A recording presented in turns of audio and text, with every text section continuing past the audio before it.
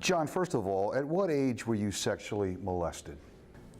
Bruce, at age 6, my father came into my room one night and he brutally raped me. A lot of pedophiles will groom their victims over a long period of time. They'll take them for ice cream, they'll try to gain their trust, they'll pick out a kid that looks like a loner and looks like they're more vulnerable. But my father decided he was a sadist, and he came into my room, and to be quite blunt about it, he brutally raped me, which started a 3-year process of rape and sodomy.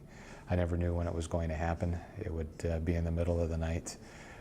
It has led to body memories that still have hit me over my adult life around 2 or 3 o'clock in the morning for 30 or 45 minutes, and we can talk more about that. Let me ask you, have you had any contact at all with your father since then? I have not had it since 2001. I repressed those memories until I was age 29, and which is what a lot of survivors do. They will repress because the attacks were so brutal and so violent. It took me until I was age 29 to start to remember them, and then it took me another 10 or 12 years to fully start to remember all of those memories. So it wasn't until around 2001 that I remembered the entire series of events that happened to me, and that's when I cut off all contact. In a nutshell, John, how have you dealt with those fears? What have you done to try to help yourself mend? Well, it's taken a lot of therapy, and when I'm talking to other survivors, when I'm giving other interviews, what I talk about is that you had the courage to survive those experiences, and what I'm telling you now is that you have the courage to heal from those experiences. In my own particular instance, it took me 23 years of therapy to do that. It was an ongoing process. And it was really an interesting coincidence on the night that President Obama gave his acceptance speech when he was nominated for president. Was the night that my therapist told me that I was no longer needed therapy and to go live my life.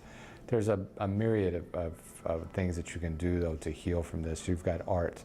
Part of another thing that I did to help myself heal was I wrote a book called Boys Cry Too. It was a very therapeutic journey for me, and as I got more and more into it, I originally wrote the book as I started out as a memoir for my children, but as I started to write it, it became more and more apparent to me that I needed to tell the truth, and I needed to tell the whole truth. First of all, to help me, and then second of all, to help others that might be in that situation. And as this process has gone on, as I've finished the book, as I've let people read it, they have told me that, some of their comments have been, how did you get into my head, and how did you know exactly what I've been thinking and what I've been feeling my entire life? So I know that it was on the right track for me to write that. I wrote this book in a period of 6 months. I wore out the laptop keyboard because I was typing it, but I knew that I had to get all of these words out of my head. I knew that I had to tell the whole truth. So it was a combination of therapy, of writing, but I encourage people that have had these kind of experiences who, and when I talk about sexual assault, I talk about everybody. I talk about male, female, kids, young adults. And there are a lot of ways that you can heal from these kind of experiences. What I encourage people to do is you become a survivor. You transition from victim to survivor when you find your voice.